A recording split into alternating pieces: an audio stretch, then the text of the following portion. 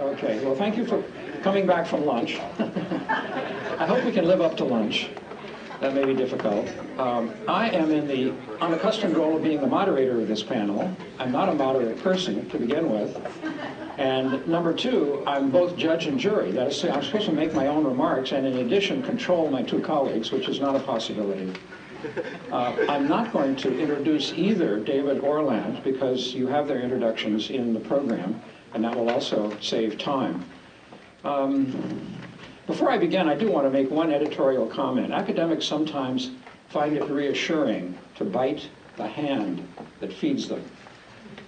And I'd like to nip gently the hand that is feeding us, at some risk that my return flight will not be reimbursed. I'd like to say that this has been a terrific conference. That's a very sincere remark. I hope we can live up to the quality that was established in the previous panels. But I'd also like to object to the title under which we labor. Can you imagine anything more blatantly Orientalist than Understanding Indonesia? That's good, that's good. Look at the subtitle, Revealing the Mysteries of Asia's Inscrutable Giant? I mean, give me a break. China is more of a giant, number one. And number two, Indonesia is not inscrutable. And number three, most mysteries about Indonesia are actually inventions of the people who haven't read the title, namely Understanding Indonesia. So there's my gentle nip. Okay. I'm supposed to talk on the state of Indonesian studies. This is a vast topic. I have minuscule time. Meaningful review is impossible in 20 minutes, and hence I am reduced to offering you 5 possibly, if not probably, wrong, but relevant thoughts. Those 5 thoughts are the destruction of context, the continuity of structure versus agents of change. Why be comparative? I suppose the answer could be just why not, and I could move on, but big data for little ideas. And last but not least, the slow pace of indigenization. The destruction of context. How many of you have seen The Act of Killing? How many of you have seen The Look of Silence? Good. Good. Traditionally, Indonesian studies have involved readers. But we live in a hyper-electronic world. I come from Silicon Valley, and I regret the fact that I do not code. In the 21st century, it is no longer possible to limit ourselves to texts. The number of people who have seen Joshua Oppenheimer's 2 movies, The Act of Killing, The Look of Silence, vastly exceeds the number, I regret to say this, who have read the brilliant books, the 2 brilliant books produced by the Harvard Kennedy School, Jay and Tony and others, and David. I regret to say that, but it is a fact. A single image on television or in any part of cyberspace can overwhelm the ability of text to influence thought. 1965-1966 remains a key watershed cum bloodshed in Indonesia's modern history. Oppenheimer's films are cinematically compelling, but they are not explanatory in the analytical mode preferred by scholars and policy intellectuals, such as many, if not all, of the people in this room. Indeed, explanation is not the point of these films, which have to be included, I suppose, in a way, under the heading, my heading, of Indonesian studies, right? They are studies, they're studied, I suppose.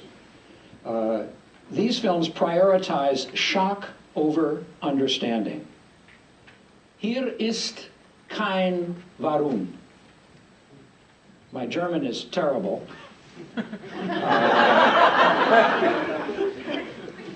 But the translation is, There is no why here. Some of you may know that this refers to a famous incident at Auschwitz.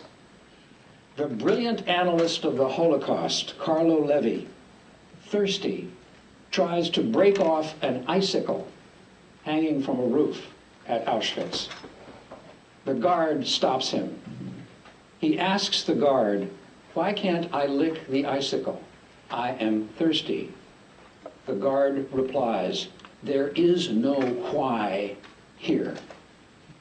Can you think of anything that is more blatantly, brutally anti-analytic, anti-scholarly, anti-thoughtfulness than "there is no why here"? Explanation is not the point.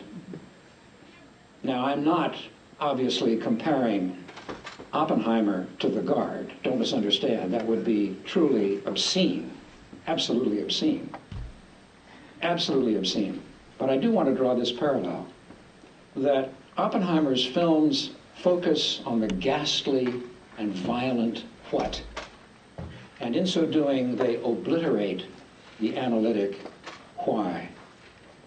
I had the pleasure of being on a panel at Stanford just some weeks ago. We watched the second film, and then we discussed it. And I said at that time that I had seen the first film, The Act of Killing, in San Francisco. I went up one afternoon, saw the film, and as is my wont, when I go to movies afterwards, being somewhat older than many of you, I go to the men's room. And as I'm standing at the urinal, I have conversations with my colleagues, all male, so I apologize to the women in the room, but I've never actually been inside one of their rooms. I guess I regret that. And so I asked my fellow users of the med room, I said, "Well, what did you think of the film? What did you think of the film?" I do this all the time. And here's the answer I got. There must have been about, 10, 12 people in the room. And these were people who had no prior connection with Indonesia. They just walked in off the street. And they said, "We had no idea that Indonesians were so savage, so brutal, that they could do these awful, horrible things." And that was the takeaway. Now, when I mentioned this on the panel, Joshua is sitting right here, actually on the other side, right here next to me. Joshua took this and reduced it to what he then used as a trope in the preceding discussion by referring to the men's room episode, which I explained was completely unrepresentative. As far as I know, there has been no survey research done on how Americans, naive Americans, reacted to either one of these films. And so it was clever, and I credited him, actually, with his cleverness, because by the end of the session, my sample, so obviously non-random, was reduced to a sort of trivial footnote. And the main point being, which of course I am completely empathic with, to share in the horror of what actually happened in 1965-66. So don't misread me. And I'm not suggesting that filmmakers have to live up to academic standards. But I am simply suggesting that violence destroys context. There is no why here. And there was no why in the film, except for the very didactic answer to the why question given, as you will recall, in the second film, very early on, The Shape of Silence, when it is written by Joshua clearly that those who were, I'm paraphrasing, those who were responsible for the murders of 1965, 1966 are still in power in Indonesia. And that leads me to my second topic, the continuity versus the change in Indonesian studies. Plus ça change, plus c'est la même chose. Has nothing changed at all in Indonesia? Is it just the same? Suharto is, does Jokowi have blood on his hands from having murdered so many hundreds of thousands of people? Well, obviously not. But for Joshua, that change is not relevant. That's just a little wrinkle. From a structuralist point of view, that's just kind of the superstructure. That doesn't really matter that much, because the personnel, many of them of course have died, but not all of them have. The leftovers from the New Order period continue to dominate Indonesia. And then we get into a whole range of literature that argues essentially 2 points. One is the continuity of Indonesian history, referred to typically in a negative sense, and the other is a structural explanation. And structures change very slowly. We have Bill Little in the room. He's going to close our conference, and he is very strongly identified with an emphasis on agency, which is the opposite of structure, because agents do surprising things, and they make great changes, perhaps unpredictably so, whereas structures are slow-moving. They move through time. Think of a kind of Hegelian version, the mind of God moving through time, right? These structures are somehow stable. And obviously, between those two emphases, there's something perhaps that approaches closely, or more closely, some version of the truth. But I am struck by the extent to which that old debate between Harry Benda on the continuity side and Herbert Feith on the change side is reproduced even after the New Order is long gone, with someone like Vedi Hadiz on the continuity side, again a negative portrayal, and Ed Aspinall, for example, on the change side, or for that matter, Bill Little on the change side. And I could go on to identify other authors, Jeffrey Winters and so forth. I don't have time to do that. But it does seem to me that it's necessary for Indonesians at this point to look at these oppositions and explore them empirically, and not cluster necessarily, at least not ideologically, at either extreme, and to specify the counter-arguments that might apply to their own positions.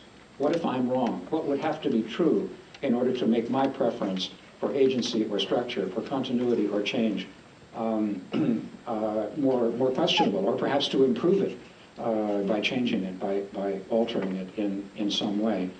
If I had time, I would illustrate this with specific examples. I will say that there is a normative component which is very important here. The two books that our hosts have written are both of them prescriptive. They are normative. That's one of the things that makes them so attractive, because they dare to be normative. At the same time, whenever you're normative, there are certain assumptions that underlie your analysis that bear exposure. And they bear exposure to alternative points of view and also to what passes for, quote unquote, the facts. Itself a controversial subject. I notice, for example, the atmosphere in this room. If we were to ask sort of,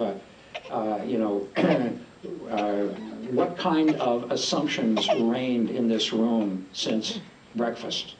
Actually, we didn't really have breakfast. Anyway, reigned since breakfast, since I looked for coffee and didn't find any coffee either. And the answer would be, open markets are good. Which immediately leads to the counter question, it seems to me, which any scholar would perhaps almost instinctively suggest, which, in what instances are markets bad? Or to put it rather differently, what are the limits of a thoroughly free market set of recipes for a developing economy such as Indonesia? Is it plausible to say, for example, that the United States in the 19th century, when it was burgeoning, when it was growing, when it was being dynamic, never engaged in economic closure? Was it willing to open its markets entirely to the world? I think that's a complete misapprehension of the past, not only of the United States, but a number of other countries. And so therefore the question becomes, in this spectrum between a completely open market and a completely closed market, what is the optimal combination? For which sector? For what purpose? One disaggregates that ideological debate into something somewhat more constructive intellectually. Why comparative? I'm looking right at Tom Popinski, who is a comparativist. I'm intimidated. Maybe I should just shut up. But let me just repeat the same mantra that I suggested with regard to assumptions of open economic performances, namely the benefits but also the costs of comparison. I mean, after all, if you increase the N, every time you ratchet up the N in terms of the number of countries being compared or the number of instances, observations that are being aggregated, you lose information. That's what the anthropologists mucking around in one village for a decade remind us of. And I suppose at some level, theoretically, from a comparativist point of view, there is nothing more boring than ethnography, because ethnography is just description. But on the other hand, if you look at it from the anthropologist's point of view, there is nothing more wonderful than ethnography, because you're actually trying, without preconceptions, to, yes, modestly describe what life is really like in this one specific, square kilometer or less of space in a country that is so complex that the costs of information are so great when you elevate your analysis, especially a place as diverse as Indonesia, let alone go beyond that into comparisons with other countries. When we look at, for example, the table of contents in one instance of comparison, a book that I think has created, fortunately, quite a few waves because it represents a position. And every time there's a position, we can all relate to the position and perhaps gain from the experience, think more creatively, and figure out what we actually really think in contradistinction to what someone else thinks. And the book, of course, maybe I shouldn't say of course, is Oligarchy. And if you look at the table of contents, what countries are being compared? Indonesia, the Philippines, the United States, Singapore, ancient Athens, and ancient Rome. Now, how much information is lost when you make a comparison at that level of abstraction? I'll just leave the question hanging in the air because I only have 5 minutes.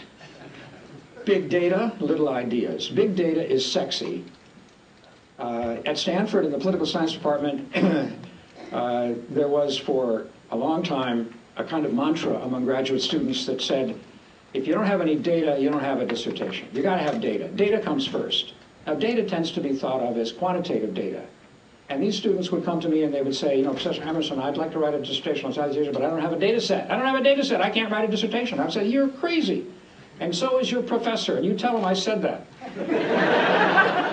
No ideas, no dissertation. The decision of your methodology should be the last thing that you decide on in terms of the technique. The first thing is, do you have an idea or not? That's the real question here. So I think the verdict is not yet in. I will say that Jerry Van Klinken, known to many of you in the Netherlands, KITLB, who has actually sponsored a panel at last year's Association for Asian Studies meeting. I thought Tom was involved, others as well. I'm not sure what conclusions you draw from that, but I know that the people that worked with him trying to mine big data in a Southeast Asian context, including specifically an Indonesian context, found it extremely difficult, that the labor that went into preparing the data vastly exceeded, at least in the short run so far, the quality of the ideas emerging. I hope that that will not continue to remain the case. But notice that in big data, the loss of information is considerable. And finally, the slow pace of indigenization. I'll end here because this actually does have something to do with education, which I suppose is our topic today. Day before yesterday, I scanned the 5 major rankings of universities worldwide. The total number of universities listed in each of these rankings ranged from about 750 to 1,000. So it's a pretty large data set. Not really big data, but not teeny either. To my surprise, 4 of the 5 listings, including the well-known Shanghai ranking that some of you are familiar with out of Jiao Tong University, did not even include any institution of higher education in Indonesia. They were completely absent. The QS World University rankings, fortunately, did include Indonesian institutions of higher education. That's the good news. The bad news is that the leading university in Indonesia, unsurprisingly, UI, ranked 358th, which is not exactly a stellar performance. I think many people this morning have said something with which I fully agree, which is investment in human resources is absolutely critical, and education in that context could not be more critical. I've got more evidence to share with you on that, but I only have 2 minutes. Well, actually, maybe I can squeeze in a couple of other... Yeah, no, right, that's the moderator from that time. See, that's the problem, judge and jury. I don't like it. Okay. One fairly well-known example of the effort to measure the extent to which the indigenization of Indonesian studies has occurred, and I use the awkward term, actually, Ben Anderson used to call it the repatriation of Southeast Asian studies or Indonesian studies. And I don't want to get into a debate about semantics, but certainly the question can arise if, going back to the title of our conference, if we began, we in a kind of cosmic sense, as Orientalists hanging out in Leiden, have we ended up as Indonesianists hanging out in Jakarta or in Gajah Mada, in Jogja or elsewhere? And the answer For better or worse. I'll be neutral on that because I don't have time to develop a normative position. The answer is no. We're really still in the era where external scholars, external to Indonesia, are the ones doing most of the quote-unquote scholarly work. There has been a comparison made, as some of you may know, in international peer-reviewed journals from 1956 to 2011, and that's important. Peer-reviewed, international peer-reviewed journals. A lot of Asian studies journals are not peer-reviewed. And so Indonesians who write for those journals are completely absent in this comparison. This comparison is very much biased in favor of scientific journals. But it is, in this case, social science journals. So these are journals that are, in theory, open to Indonesians or anybody else who wants to write for them. And the question is, of this entire set of articles, what proportion of them were about Indonesia, written by Indonesians? What proportion about India, written by Indians, about Thailand, written by Thais? And the answer perhaps will not surprise you, but it is nevertheless, I think, unfortunate.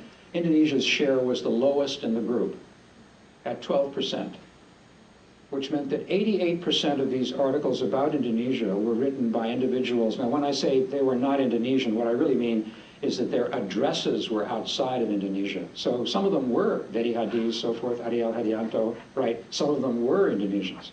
But in terms of their spatial distribution, they were not indigenous. And I'll end here. I hope many of you will go to Kyoto on the 12th and 13th of December for the Southeast Asian Studies in Asia conference, which is a huge, huge event, 79 different panels, 79 panels, of which how many have Indonesia in the title? 2. And among some 550 different papers to be presented, only 40 include Indonesia in their titles. But the good news is, and I'll end here, that half of those 40 papers are by Indonesian authors. And I'm hoping that that percentage can increase as dramatically as the GDP of Indonesia. Okay.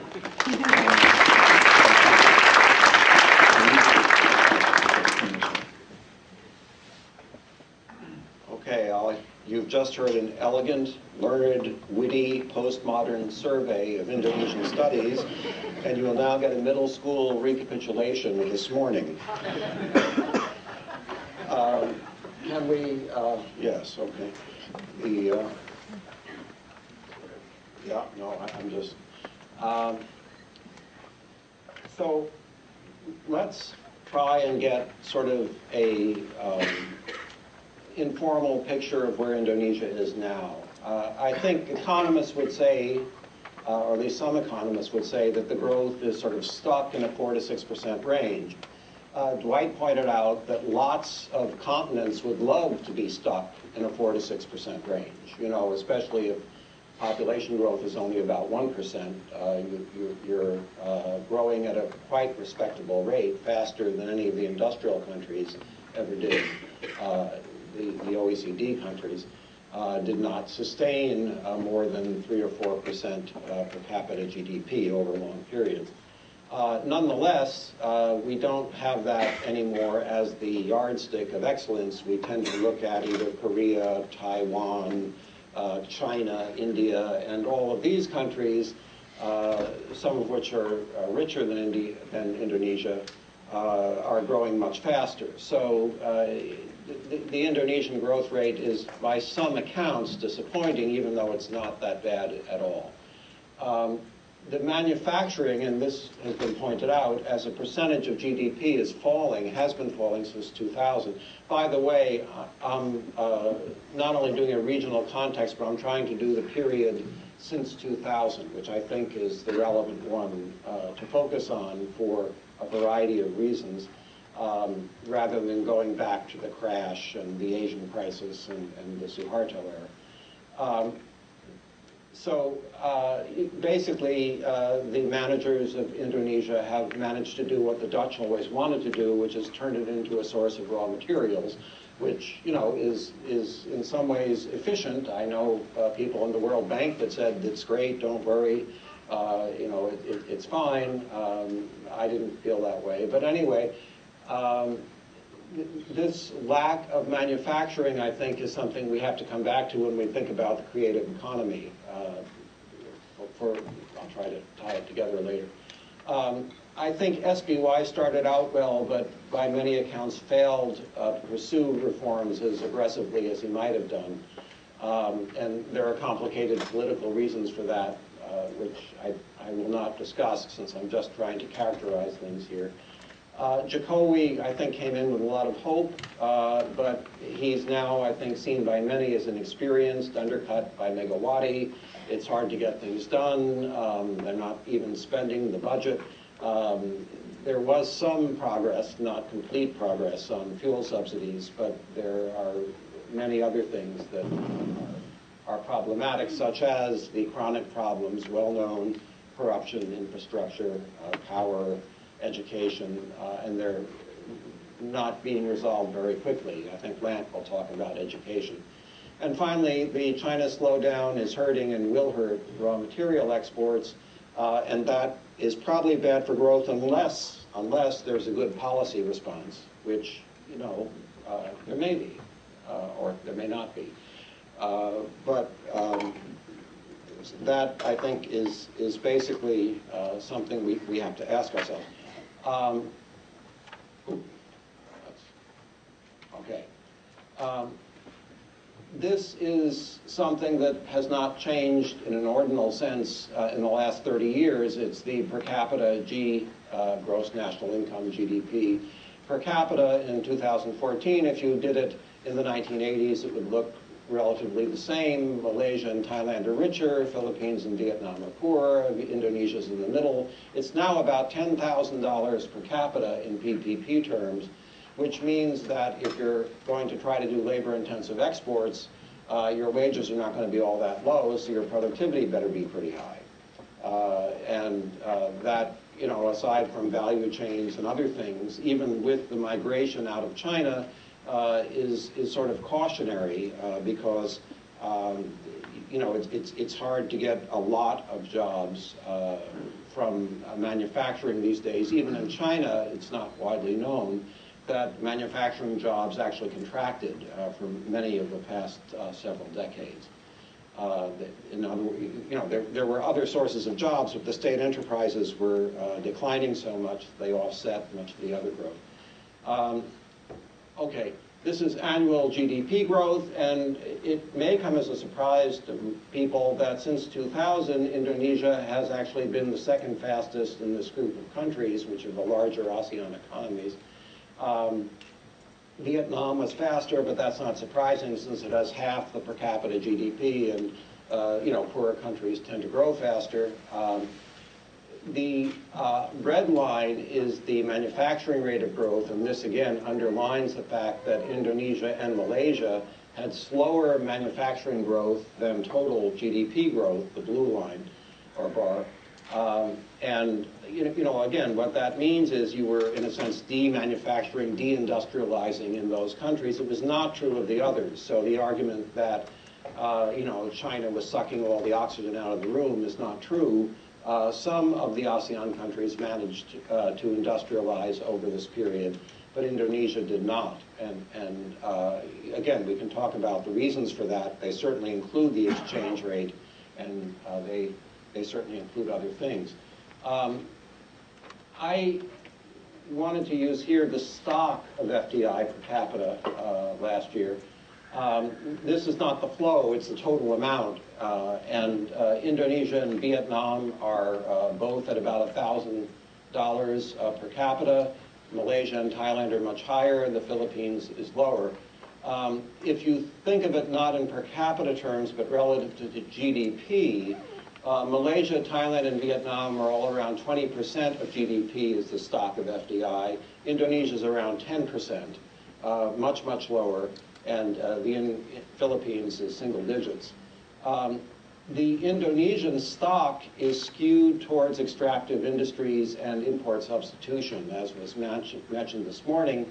And you know, that leaves less headroom for rapid productivity growth, for learning by doing, for incorporating new technologies. The extractive and Internally focused foreign direct investment tends not to have those attributes as much as the export-oriented manufacturing does. So it's not just that Indonesia is about half as much relative to its economy, but the quality in some sense of the foreign direct investment is less, which Dr. Basri's comments about FDI potentially helping, I think, are very true, but there's quite a lot of headroom there, let's just say. Labor force quality. If you're going to go into the creative economy or you're going to go into sort of higher level manufacturing, this is something you need, of course, to worry about. And I'm taking middle school graduation or less as a level of relatively low skill. We can talk about whether or not that's fair, but that's what I'm doing.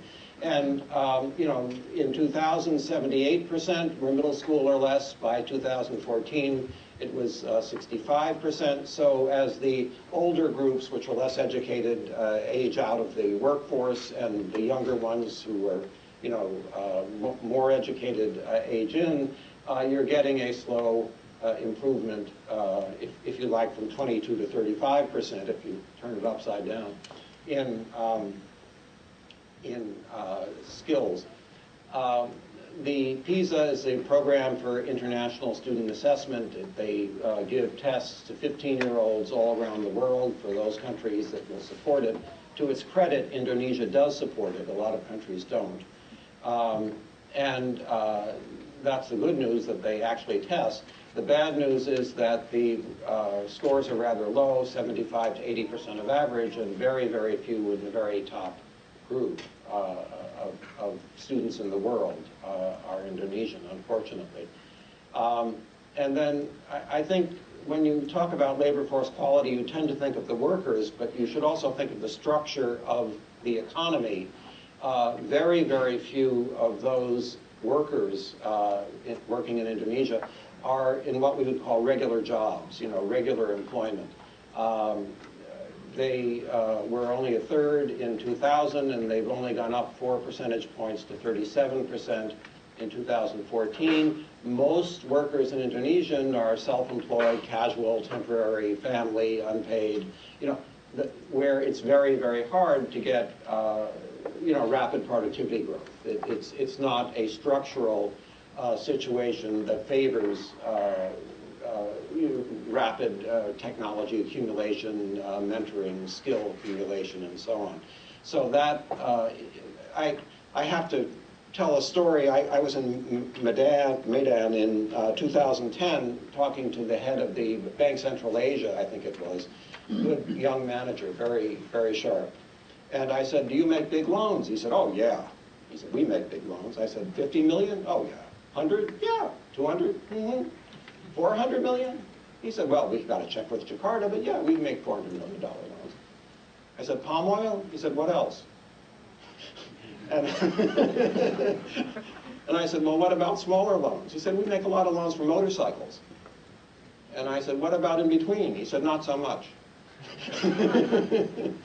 And, you know, I mean, that, you know, we talked about financial, but if you don't get the banks, even Bank Central Asia, that's supposed to be sort of oriented, you know, towards firms, making, you know, loans for $100,000 or $1 million or something like that, you know, then you have a problem developing the skills here, and that's another constraint. Okay. Governance. The World Bank, with typical modesty, likes to rate everyone in the world. And the blue line is, there are 6 dimensions of governance. I won't go through them. They're percentiles, so the top score, you know, like Norway is almost 600. Malaysia is about 400. You know, most of ASEAN is, you know, 250-ish or something. Vietnam is a little lower. But what's interesting to me, anyway, and is good for Indonesia, is that Indonesia has risen more than anybody else in this group. Thailand actually dropped for reasons that are politically clear, I guess. The others have barely budged in the last 14 years. Indonesia actually rose quite a lot, nearly 100 points. Now, one question you might ask is, have they just gotten up to where everyone else is and are they going to stop? Or are they going to keep going up? And I think that's an excellent question. They are now at a level where the other countries are that are sort of stuck in the middle income trap. And, you know, I think it's something we might discuss and debate whether or not that rate of improvement will continue. It seems to me that it might slow down. But maybe not to Vietnam's level or something like that. Anyway, you know, governance indicators are, I think, you know, one indication of whether or not a country is, you know, letting its institutions begin to catch up with its growth. And that's something I would do, I would look at. Again, life expectancy, you know, if kids are healthy, and I didn't put a slide in, but you know, malnutrition, relatively speaking, is a problem in Indonesia compared to many other countries. But for life expectancy, at least, Indonesia is above 70 years now and had the highest increase of all these countries. You know, they went up 4 years, others went up 2 or 3.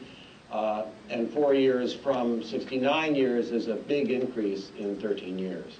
So, you know, in spite of problems with equality and so on, clearly the transfer programs, perhaps the rate of growth, the decline in poverty, whatever the mix is, something's going on right. And Indonesia, I think once you get over 70 years, you've solved a lot of health problems, at least for infectious diseases, and you're beginning to address those for the non-infectious diseases that are sometimes called rich country diseases, heart disease, cancer, stroke, and so on. So, you know, here again, not as far as its neighbors, except the Philippines, but improving more rapidly.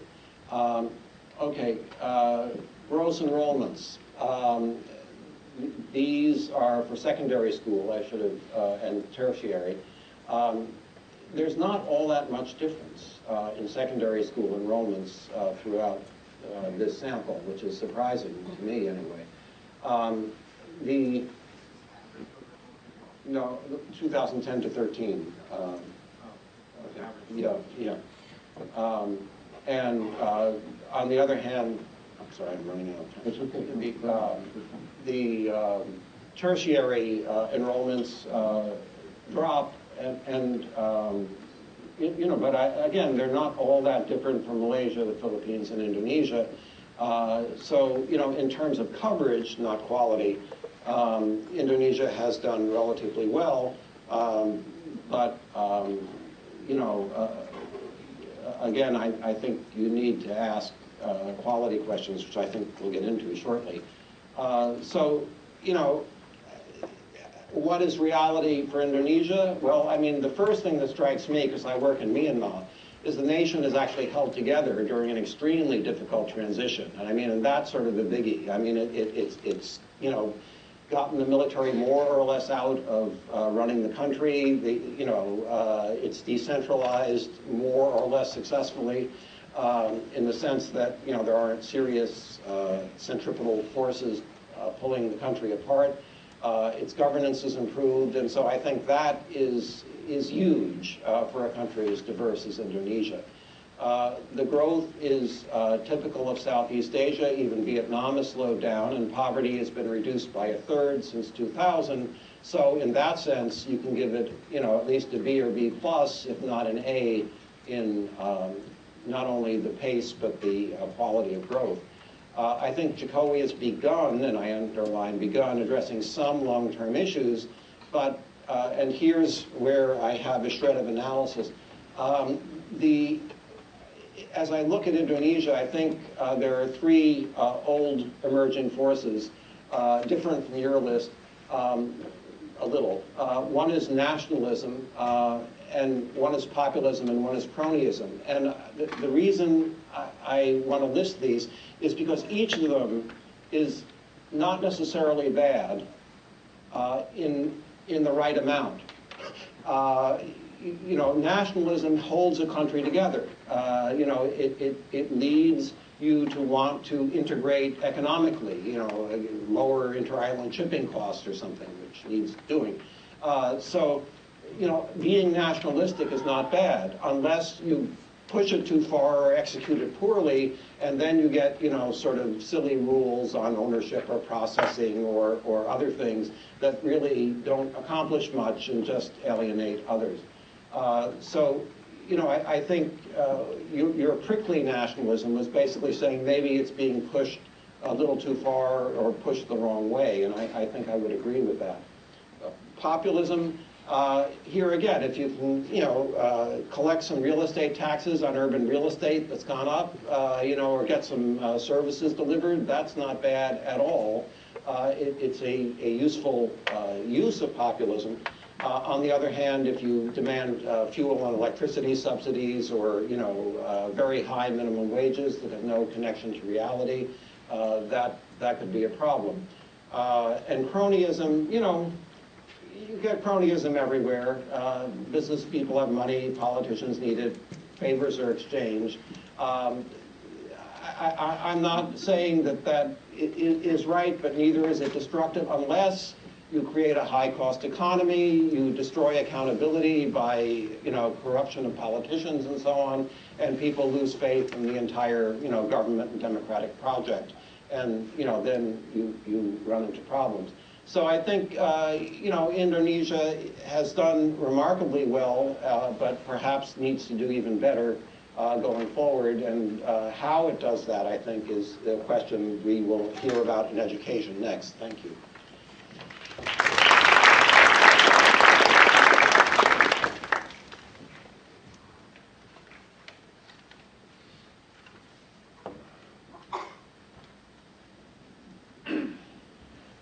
So we seem to be headed down a funnel where very big picture, moderate picture.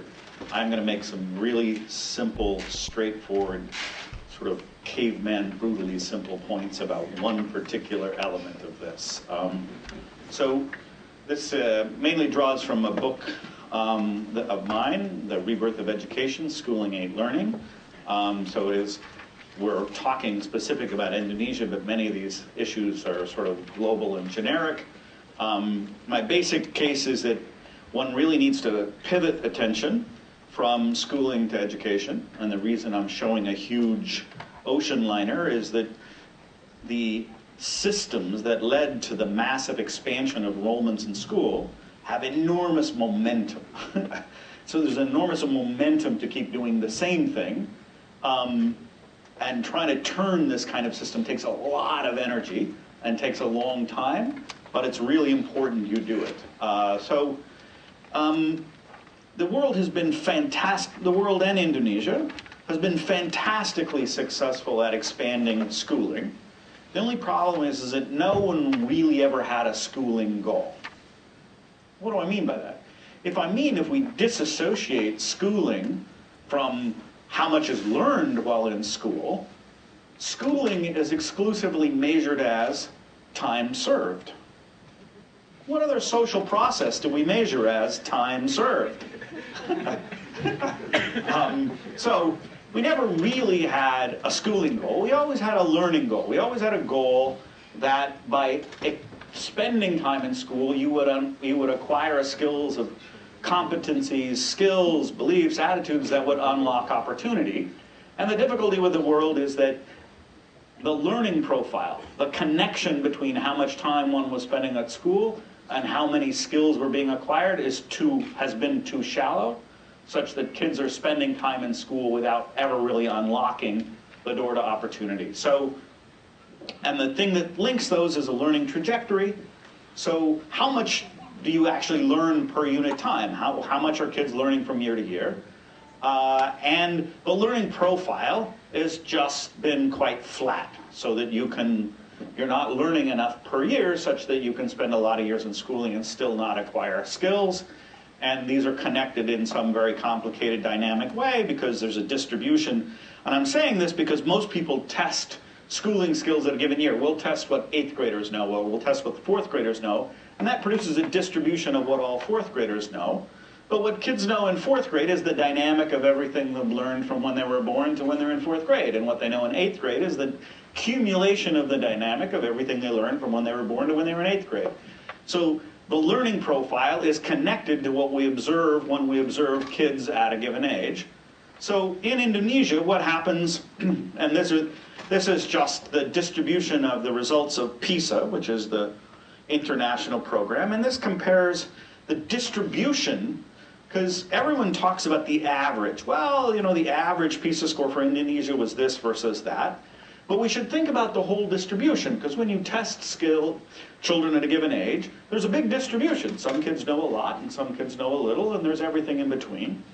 And if you think about the consequence of the mean being different, if the distribution is roughly the same, it has implication for both ends. So the first implication is that when you look at sort of level 1 reading, the PISA classifies the range of scores into the various levels from level 1 to level 6.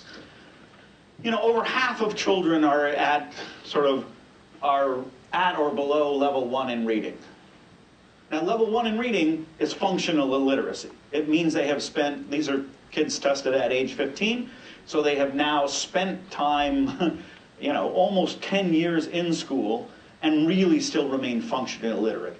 On this particular assessment, level 1 means we can't actually very sharply distinguish them from not knowing anything. So one of the problems is that a lot of kids are finishing a lot of schooling and end up very low on the learning distribution. And if you took the average sort of Indonesian child and put them in a classroom in Denmark, they would essentially be massively remedial. They would be well into the lower tails of the distribution in Denmark. So if you look where the Indonesian average is, it's actually at a point that only about 16% of Danish kids at that same age are at that level. So they would be massively remedial. Now the second point, and this, these reading scores are classified from sort of 1 to 6, and 4 or above are people that can actually read and make inferences and, you know, read with sophistication. These aren't even like the top tail. This is just read with some sophistication. And, you know, almost no Indonesian children are above level 4, whereas a huge bulk of the population in Denmark is above level 4. So again, the low mean has big implications at both ends. There's a whole bunch of people coming out of the education system that essentially have 0 skills that are relevant to the labor market. They're functionally illiterate, they're functionally innumerate. And at the same time, you know, in this case, inequality would be a good thing. Because if you had more inequality, you could have a low mean and have more people at the top. But Indonesia doesn't have high inequality, which means there's almost nobody at the top. And if you look at who's above, say, high performance, like the global top 10% is about 600, and essentially no one in Indonesia, kind of present company accepted, right? I mean, essentially all of you are in this tiny little tail of the kind of people that are at in the global top 10%. But if you say how many students in Denmark are above 10%, and I'm choosing Denmark because it's a country no one has any strong feelings about. It's like, I look for the country, what's the country no one cares about? It's Denmark. No one has any strong feelings.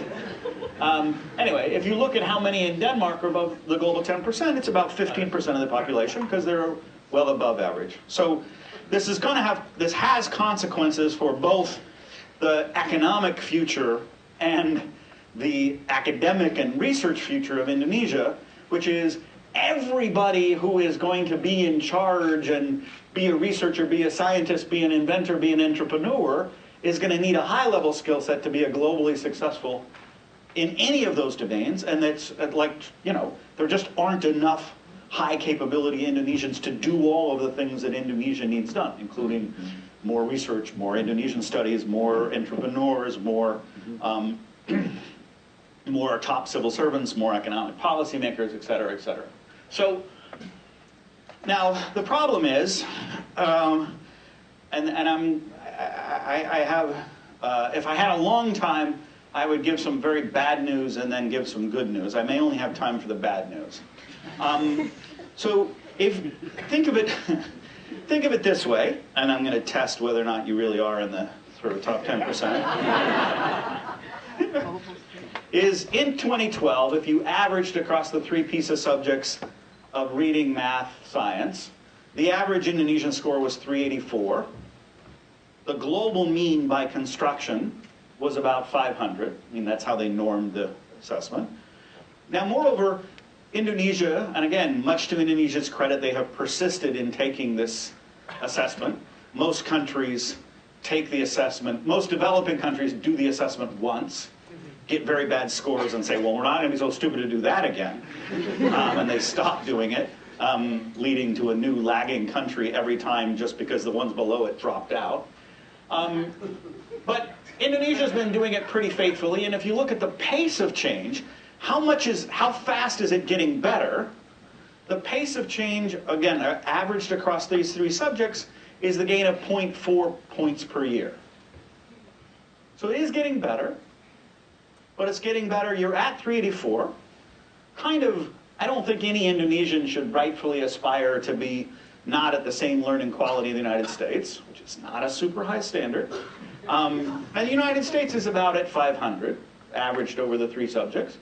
So how long would it take you to get to the United States if you're 116 points behind and you're only making 0.4 points a year progress?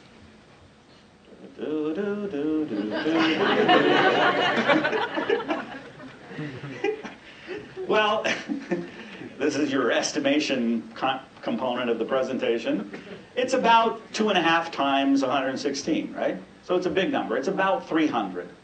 So if Indonesia continues the current pace with which it is improving its basic schooling, it will be at US levels in 300 years.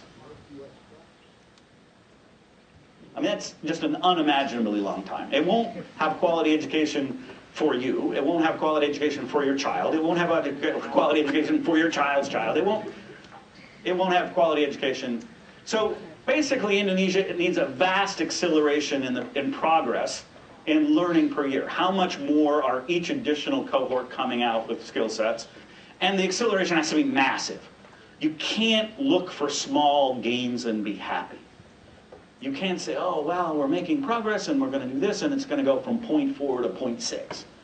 Great, that's now, instead of being 300 years away, you're 200 years away.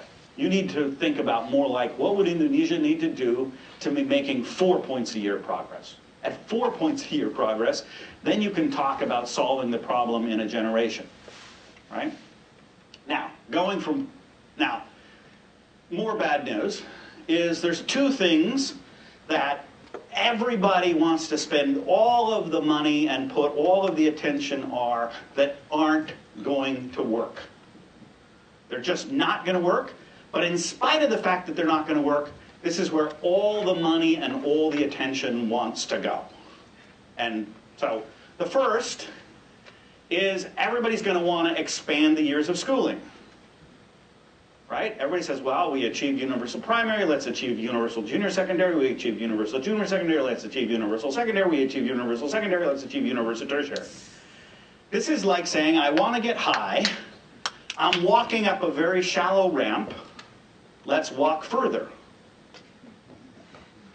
Maybe, but you have to walk a long ways out the ramp to get high if the ramp is too shallow. So if your learning profile is too shallow, if you're learning too little per year, the solution cannot be, let's keep kids in more years.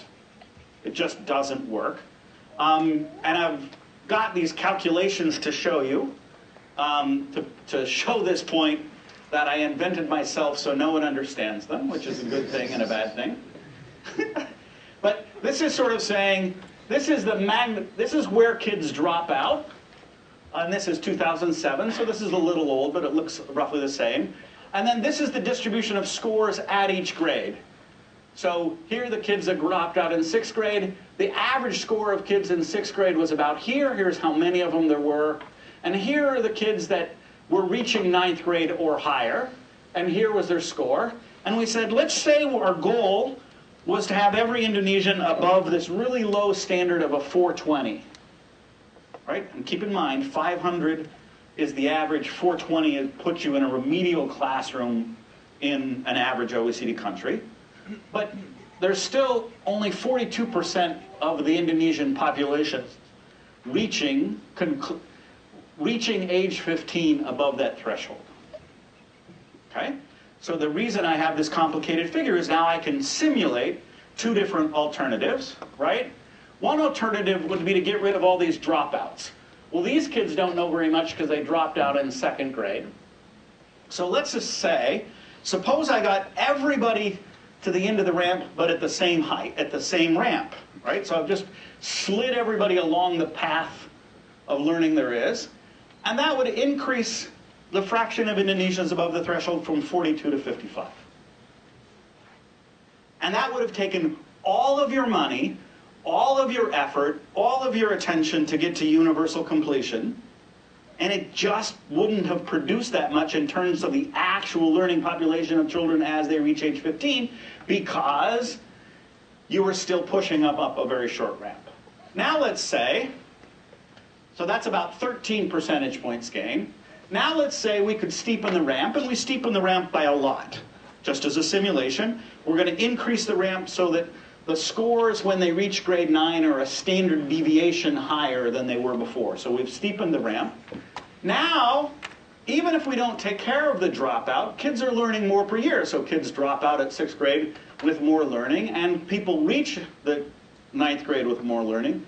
So now we've gone from 42 to 68%. So if you can steepen the ramp, you can make twice as much progress in getting the stock of Indonesians above some minimal threshold than everything you can do with expanding enrollment. Expanding enrollment is just walking up a shallow ramp. Now obviously you need both. So if I do both, get rid of all the dropout and increase learning, then I'm to 84%. Now I'm starting to look like I've kind of got a viable education system for the 21st century. So the first point is, in order for Indonesia to meet any reasonable target for the learning with which children should emerge from their schooling to be prepared for the life they will face, you have to do both. You have to keep kids in school longer, but you have to make sure they learn more per year. Keeping kids in school longer by itself will make very little progress because the ramp is just too shallow, right? So the second thing, and I've got 5 minutes, so this is going to be all bad news. But by the way, disabusing yourself of thinking you have the right answer is the first step to the right answer. So I'm just disabusing that everything that everybody's talking about is at all the right answer. So first thing, what's huge on the agenda in Indonesia? Let's get more universal. Let's get every kid doing more schooling. Second thing is, let's spend more, right? Let's spend more on education because we believe that we can steepen this ramp by spending more on the standard inputs. If we get better infrastructure, better learning inputs, more teacher training, sort of more teachers with higher pay, that'll steepen the ramp. Answer is, it will steepen the ramp. But you can spend all your money and not steepen the ramp by that much. So I have done these, so lots of countries are spending a lot more money. So Indonesia has the spending on basic education by the federal government has increased by a factor of 11. India has expanded its federal spending 11-fold, and this is the trend line in the kids in grade 5 who can do division and who can read a story. That's down. Meaning all of that spending has basically not made a dent in the quality problem because they just didn't spend it right. They spent it on inputs. And Each Indian school is much more likely to have a boundary wall. It's much more likely to have a pucka classroom. It's much more likely to have a toilet that works, but has not made a dent in learning. So I do a calculation that says, if I give you more inputs, it will increase your output by what we estimate its impact to be by how much you do more of it. So I do the calculation for a variety of studies, for a variety of countries, and I have literally spent days and days of my life doing calculations like this, unfortunately. It's partly unfortunate that I actually like it. That's kind of weird, but anyway. And basically it's just saying, let's take the estimated relationship between a child's learning and the inputs they were exposed to, and then let's give you your input fantasy, right? Let's say every student's exposed to a trained teacher. Every student is in the right size classroom. Every student is in a school with the right physical facilities. So I give you your input fantasy. And then I say, okay, our goal was to increase the steepness of the ramp by a standard deviation. How much of a standard deviation does your input fantasy give you at the estimated connection between more inputs and learning? Right? And the answer is it gives you something. It gives you something, but it gives you very little. And you've just spent all your time and energy doing it. And, it kind of ranges across the calculations I've done from about 10% of a standard deviation to maybe 20% of a standard deviation.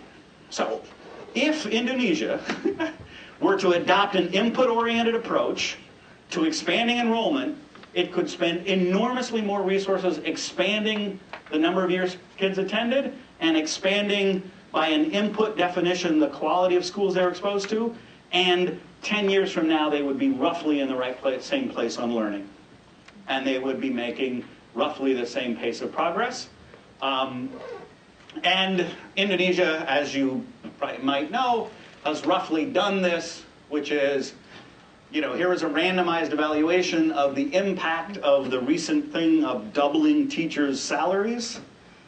And this is the kind of student test score by the fraction, sort of whether you were exposed or not exposed to a teacher who had the higher salary, which they randomized the students into this. And basically the red line and the blue line of did kids who had a teacher who had a much higher salary have higher learning? If so, the blue line should be above the red line. Those lines are exactly the same. So Indonesia has now fiscally committed between $4 and $5 billion a year and done it in such a way that got 0 of the 116 points it needs to catch the OECD. You can do that. You can do that for another 10 years and you'll be exactly where you are. So I'll end with that slide up because my time is up. And you have no idea why that's there, and that's a good thing.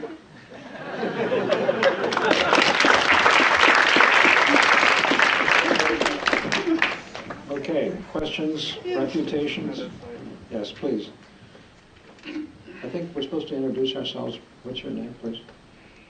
My name is Renita. I'm with the Harvard Graduate School of Education. And my question is specifically for education policy in Indonesia. I completely agree with your presentation. It says that Indonesia has spent a lot of money on education, particularly teacher salary and recruiting more teachers, but the impact is minimum. And so my question would be, if you were to give advice to Indonesian minister, what would you do? What would you suggest? And I guess my question is, how do you make the ramp steeper, given the diversity and the lack, I guess, of qualified teachers in Indonesia? That's my first question. My second question is that, so the world is now moving towards what they call the 21st century skills, which means they put a very strong emphasis on ICT skills, interpersonal, and critical thinking. And I think, well, in my experience, the education system in Indonesia is failing in precisely fostering critical thinking, and that's the reason why, well, the learning, I mean, they're in school, but they're not really learning anything, if I were to put it that way. And so what would you, what's your position on that, and what do you suggest? Thank you. Take several other questions. Take a set of questions.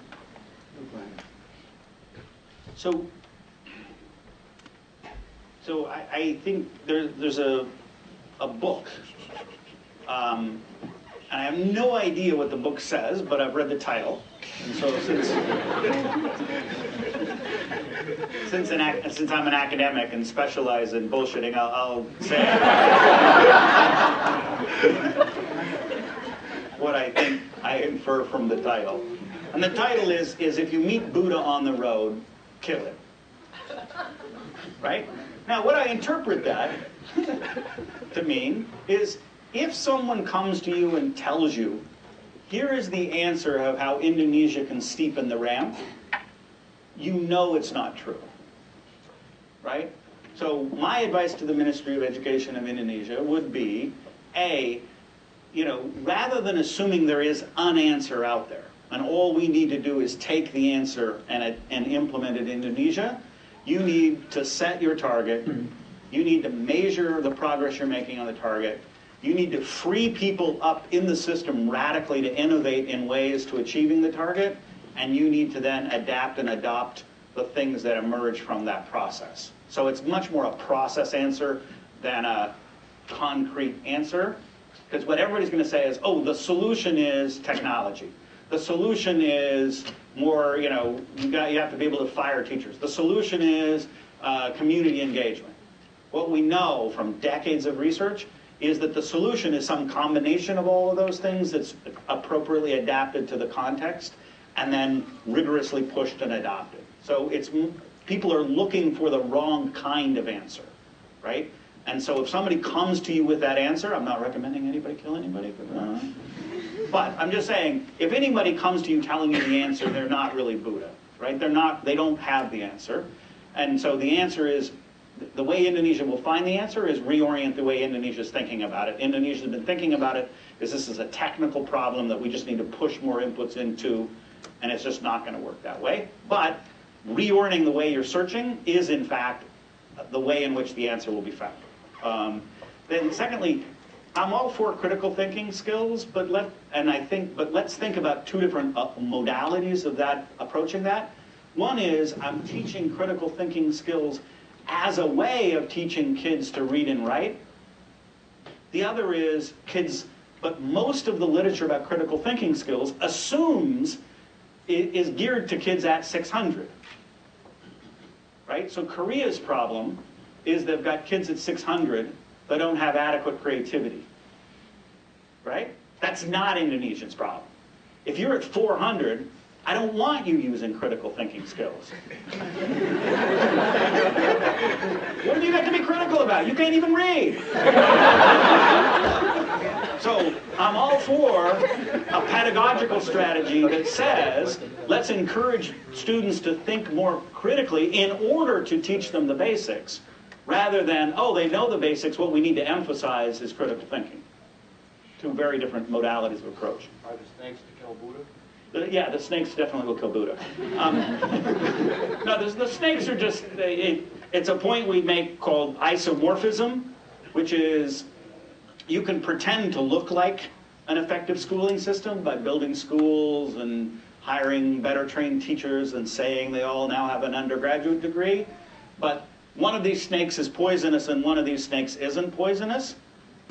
But by looking like the poisonous snake, the non-poisonous snake gets all the survival benefits of being poisonous without all the bother. Fangs, who needs them?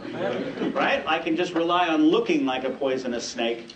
And I think a lot of Indonesia has to be very careful about not buying into isomorphism. That we're going to get a better schooling system by looking like other systems that are better systems. Indonesia should be saying, we want to be our own effective schooling system and be less concerned about what global best practice is and more concerned about practices that work in Indonesia.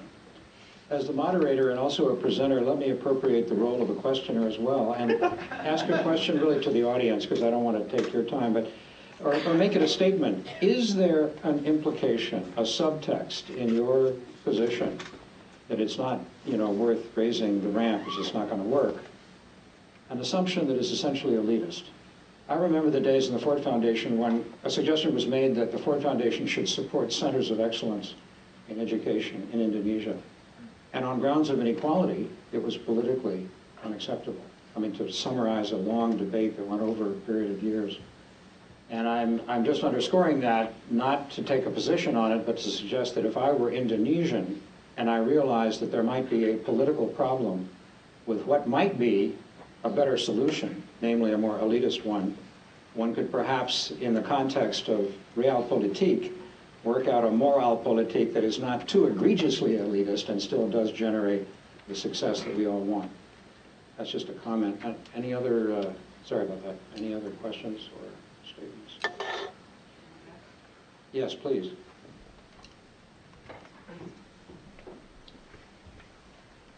Well, I guess I was a student advisor before, and I was, like there are a lot of students here that, when they finished high school, they weren't able to do like, I guess, math that we did in my high school in 8th, and I was just wondering. So in the U.S. itself, there are schools that aren't very good, like there are regions where you have to send a Teach for America to those schools. I mean, is there something that we can learn? I mean, what's the statistics on these schools in the U.S. where they are performing below the 400 or 500 level? I mean, like, is there something that Indonesians can learn on how U.S. is trying to improve these regions in the U.S.? I guess that's not doing very well. I mean, what is the U.S. doing about this, and what can we learn about?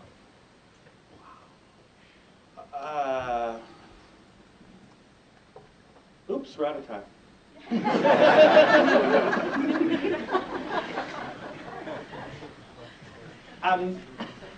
So, on the premise that there's very few Americans here and lots of Indonesians, I don't study with any depth the American system because I'm a development guy. B, if I were looking from abroad, I wouldn't look to the U.S. system without, in general, because fundamentally, the United States has a racial problem and not a schooling problem. And the racial problem, which is manifests itself in the schools. So if you take these scores and you disaggregate the scores of the United States into blacks and whites, blacks in the United States are barely above, are at 440, and whites are at 520. So the whites in the United States actually get a really superior education. All the talk that the US has a weak educational system is just, it's a weak system because it stratifies basically whites and blacks get a really terrible education, and whites actually get by and large, get a pretty good education. So American whites are actually well above most European countries, and American blacks are at the level of Turkey. So basically there's no lessons in my mind about the United States that don't start from the racial thing. And if I'm Indonesia, I don't want to get into that. So the point is that most of the, I don't want to talk about it because if you don't talk about every American social policy issue as first and foremost a racial issue, you're probably not understanding the issue. And Indonesia does not have America's race problems. So why are you worried about it?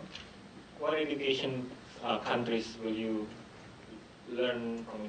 There's some countries. I would learn from lots of different countries. I would learn from what Brazil's been doing recently, because Brazil's a big federal country like Indonesia that has a pretty thoroughgoing decentralization, so the local units, and they've actually improved their PISA scores probably about as much as anybody has over the last 10 years, and they've done it through a pretty aggressive policy of providing a lot more information about what school students are learning, being very aggressive about people being able to know which of the sub-regions that are responsible for schooling are performing and which aren't performing, and basically setting up kind of competitive decentralization where everybody knows who's performing and trying to get innovations to diffuse across that system. So I think what Brazil is doing is probably more relevant to the level you're at, more relevant to the structure of Indonesia as a decentralized place. And they have made substantial progress without sort of massive additional budgetary restrictions by just saying we're going to focus on getting our learning performance up, and we're going to unleash forces to help us do that. Other questions? Yes, please, right here.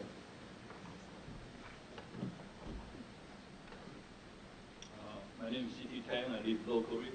It's more like a clarification question for Professor Pritchett. You mentioned that the measurement for the grade 5 for Indonesia over a year improved only a little bit. So upon a clarification, the question is... That was India. Oh, okay, India. Yeah, that was just an example. All right. So I'm puzzled by that because depending on the population that you mentioned. I'm from East Asia, so I have friends who are involved in academics in university in Hong Kong, Taiwan, and mainly China. They have expanded university education a lot in the last 20, 30 years. Based on my conversation, this is not objective, but subjective. The average capability of the university graduate, the average has deteriorated. Because 20, 30 years ago, the elite, so the graduate were very high quality. And nowadays, it's still a very high quality graduate, but on the average, it deteriorates. So maybe it's the same phenomena as you described in India, maybe it's also in Indonesia. So I'm puzzled by that. Can you comment on that? Yeah, I mean, there is some of that, but meaning everybody understand. I hope everybody understands the question. The question is, if I have non-learners and learners, and the non-learners are disadvantaged kids, then as the disadvantaged kids come into school, the average is going to fall even if every kid is learning more, right? It's a compositional effect. That's partly why I use grade 5. Basically, the change in enrollment in grade 5 over that period has gone from 95% to 97%. So the compositional effect is not big at grade 5. There are compositional effects going on in all of the PISA scores, right? But that's partly why I want to emphasize the top end, because the thing about this elitist notion is that I was just looking at the tables of PISA, and if you say, what fraction of kids are, global top performers in at least one of the 3 subjects, reading, math, or, reading, math, or science, the answer is about 32% of Korean kids are a top performer in at least one of those subjects. And for Indonesia, it's 0.03. 0.03. 99.7% of Indonesian kids are not a global top performer in any of the 3 subjects. And that's not a compositional effect. That's not that new first-generation learners are coming in. And, the problem with Indonesia is not that the elite are getting a really fantastic education and the poor aren't. It's that the elite are getting a really globally mediocre education and the poor are getting an even worse one. So that problem is not going to get solved. If the average is 384, suppose we took the entire bottom end of the distribution and got them to the mean. They're still at 384, which by any global standard is just remedial. It's not a standard that's preparing you for the 21st century, right? And they say that the future's hard to predict, but actually, one thing about the future is really easy to predict. I can predict exactly the schooling quality of Indonesian 50-year-olds in the, Indonesian 50-year-olds in the year 2050. Why? Because they're getting educated today. I know exactly the quality of education they're getting, and that education is going to be the foundation for their lifetime of learning, being an adult, working, being a citizen. And so, again, you're laying the foundations of Indonesia's future today, both at the middle, the bottom, and the top, right? And it's not, the problem isn't that there's this really long right tail of the distribution where some kids are getting a really terrible education, but there's a really long right tail where there's this whole crowd getting a supremely good education. It's mostly mediocre, even for what could by any stretch of the imagination be considered the elite, right? So even the top 20% of Indonesia's population, the urban, well-educated, are still getting a globally mediocre education. They're barely at 500. So. Sorry. No, David. David Cole again. Two observations. When you did your comparison of Indonesia and Denmark, I would just suggest that in the extreme right side of that distribution for Indonesia, given its relative population, there are a lot more people than in Denmark. And the results of what we see here in terms of numbers of students, they were obviously out at the extreme right end, and with a population of, what would it be, 200 times, no, 100 times Denmark? It's not 100 times. What? It's 10 times. Denmark's got 20 million people, doesn't it? Anyway.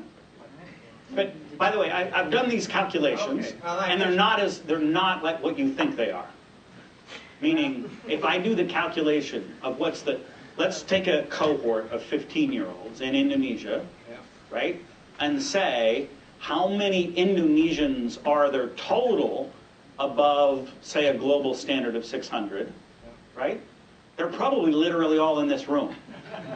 Meaning, after all, if you take a number of 0.03, that's a really small number.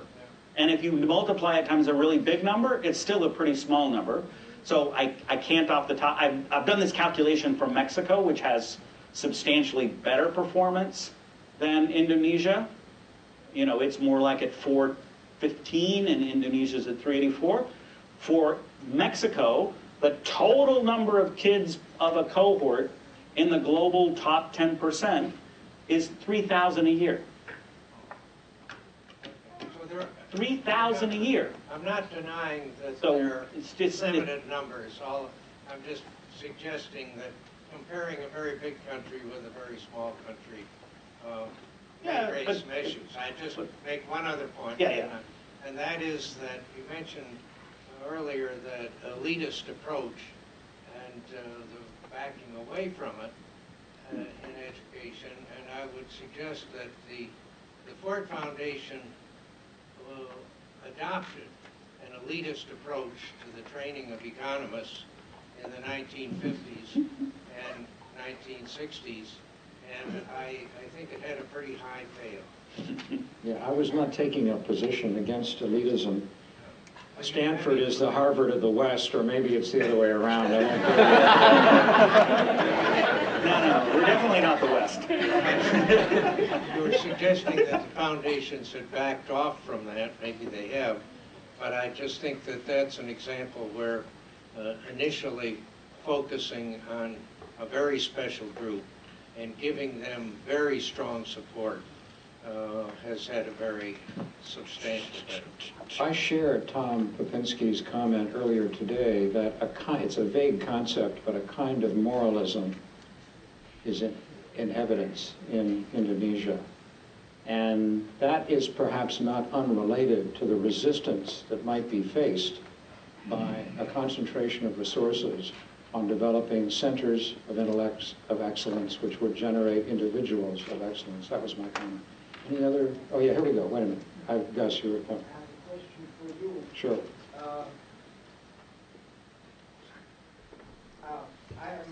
I have not done a study of this, but I believe that as far as I know, if I count the number of academics doing their research principally on Indonesia, I can probably count less than 10 in the United States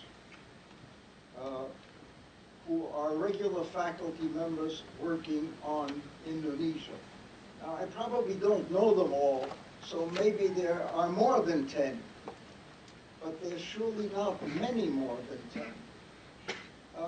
How do you explain the fact that a country of this size and importance gets so little attention in the American academic world?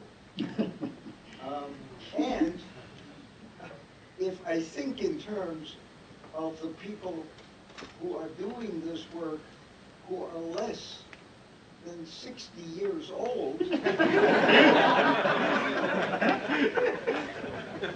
don't even get the numbers on one hand, which suggests that the situation is not improving, but getting worse. It baffles me.